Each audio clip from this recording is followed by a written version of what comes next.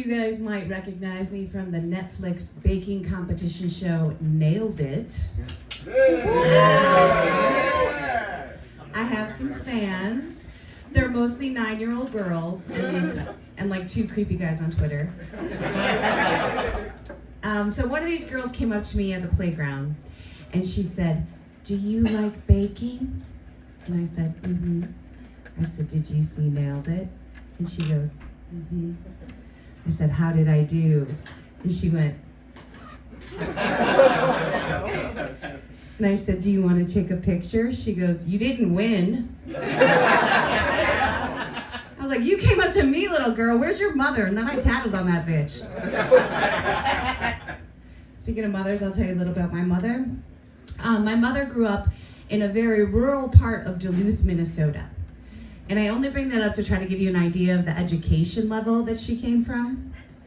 She called me up, she said she saw Hamilton, she said she liked it.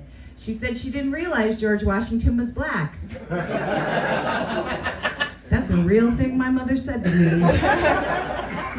So that is the gene pool that I come from, and we'll start there. You know how there's certain things that like we were all cool with and like now we're not? Like we used to call tank tops wife beaters. There was a man out in America going through his underwear drawer like, "Hon, I can't find my wife beater and I got to get into costume before I start my day."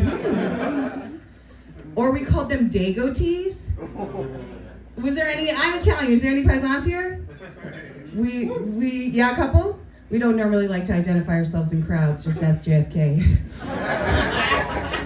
"Oh, my people killed Jesus too, flex."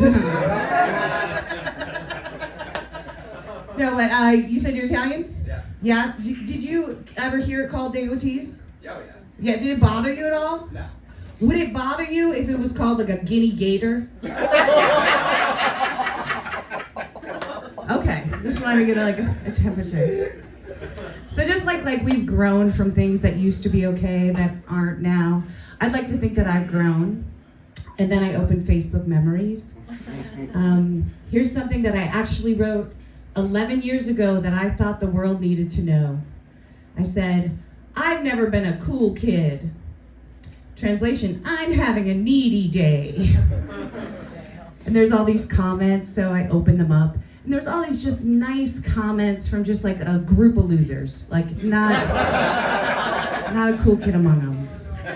And here's how I closed the comments. I said, "I didn't mean you guys don't count." And I clicked on a bunch of those names and 2 of those people are no longer my Facebook friends. And something like that, like when I was younger, that would have bothered me. Like I would have picked a fight over that. But now you like really it's gotta be big to drag me through the internet sludge, right? And I'm not really a fighter though. I mean, look at me, I'm Midwest hot, Wisconsin 10, ain't no other place in the world. I'm not even strong enough to push my thumb through the aluminum foil in the NyQuil. So, because I'm not a fighter, I need a good hype man in my corner. Like, I just need somebody to be like, "That's bullshit." So, I was on the phone with this insurance woman, and she just boiled my blood. So I called my husband to be my hype man, and I said, "This woman said she felt like I was attacking her." And he said, "Were you using a tone?" Now, why are we asking questions we know the answers to? Of course I was using a tone. I'm a white woman. So I called my sister, and I said, "This woman said she felt like I was attacking her." And she goes, "Fucking cunt, what's her name?" That's a hype man, right? See, when we were younger, if I were to say to her, like, "What's her name?" that means I'm gonna go pick a fight. When my sister today says, "What's her name?" that means we're gonna put that bitch's name into Facebook and ruin her life in a different way. I'm married. I've been married for 19 years. Fun fact, I'm extremely anemic. That means I bruise really easily. That's what my husband wants me to say. My husband hates that joke. He's like, "People are gonna think I beat you." I said, "No, they're not. Look at you. Come on." He puts on a guinea gator, then I'm in trouble. That's what I'm saying. I have a gay daughter. She's poly-bi, gender fluid. Her pronouns are she, they. And I was like, "Can mommy just call you gay? Is that okay?"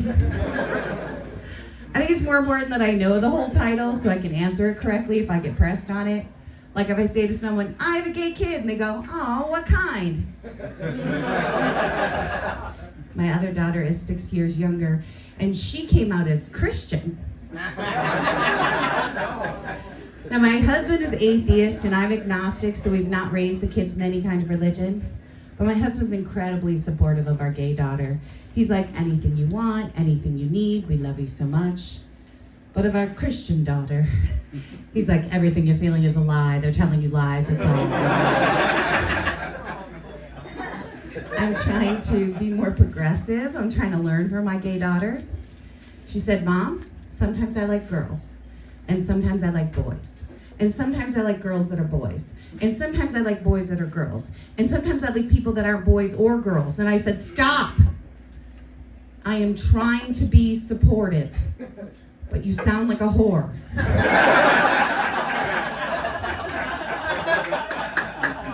Now explain it to mommy again slowly, and at each point tell me how many people are involved. When my 11-year-old was 8, she was dead set against swearing. She would hide swear words inside of other words.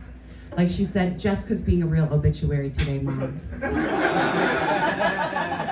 Or she plays like guess the swear word game.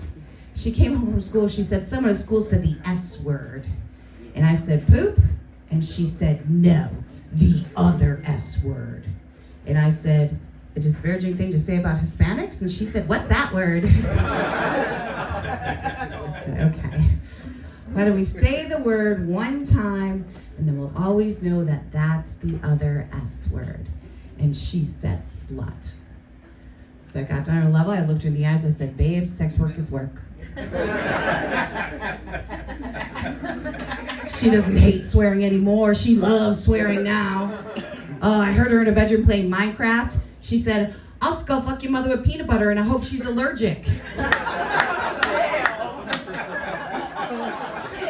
was like, babe, you okay?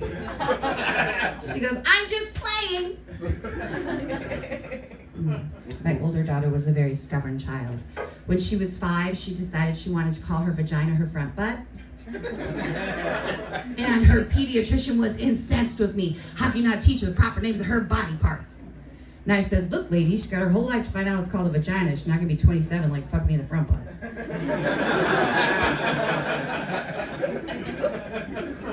I'm going to be birthing a stone from my body apparently sometime soon. I'm holding off on a gender reveal party till I know how else to identify. I assume it's male because it's giving me a pain in my back, my pussy, and my crack. I love the applause for the pussy joke. That makes me happy. My mother-in-law passed away before the pandemic. It's fine, I didn't like her, thank you.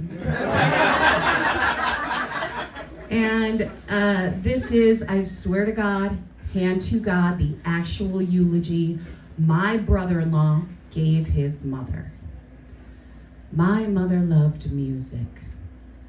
Footloose, footloose, everybody cut footloose. My mother was footloose and fancy-free. Hey now, you're an all-star. Get your game on. Go play. My mother was an all-star. Party rocking in the house tonight. Everyone's gonna feel all right. He did this with several song lyrics. I turned to my husband and I said, how soon can we talk about this? He said, in the car. So my husband and I have been talking about what we want to do after we pass.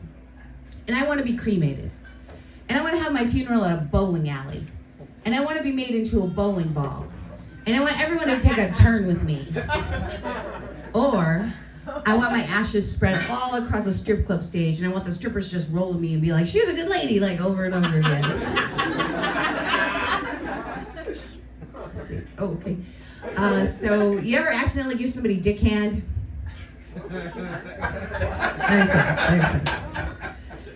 So I'm a freelance writer during the day, so oftentimes I will walk the kids to school and then I'll come home and take a shower when I have the house to myself. So if I've been rabble-rousing the night before, I got dick hand. And here comes Jessica from across the playground. She's on the fundraising committee. She puts her little hand out in front of me, and I have two choices. I can refuse her handshake, or I can slap my husband's day old dirty dick right into her palm. And I don't want to refuse her handshake because I don't want to be like, oh, I might be getting a cold because I don't want to fuck up a play date for my kid. So I just take one for the team. I slap my husband's dirty dick in her hand, hope she doesn't smell her hand from here to the office. One of the jobs I got recently was to write these funny descriptions for a dick joke themed novelty t-shirt company. Yeah. Oh, these shirts were terrible. I mean, who here by a show of hands would wear a shirt that says big clit energy? Right in the back, I see you. Over here, you're their demographic. This one shirt got me, it said, my dick will put your ass to sleep. And I have questions. What curler guy is getting fucked in the ass and in the middle just takes a nap? You know? Because if so, I think my husband and I are doing it wrong. Could you imagine? Babe, I can't sleep. Will you fuck my ass a little bit? Not the aggressive way, in that nice rockabye baby way that I like. I have a question for you guys. You ever take a shit so big your next thought is, I should weigh myself?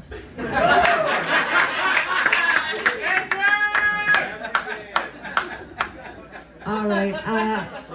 I got one more for you guys, then I'm going to get out of here. My baby sister Tony was born 4 months premature, and she was born with half a heart and one lung, and she had to live in an incubator for the first year of her life. And they said she wouldn't live past the age of 5. But she's 37 now, and she's a mom, yeah, and a lawyer. So every year on her birthday, I call her up and I say, you're supposed to be dead. You guys, I'm Angie McMahon. You guys are so much fun.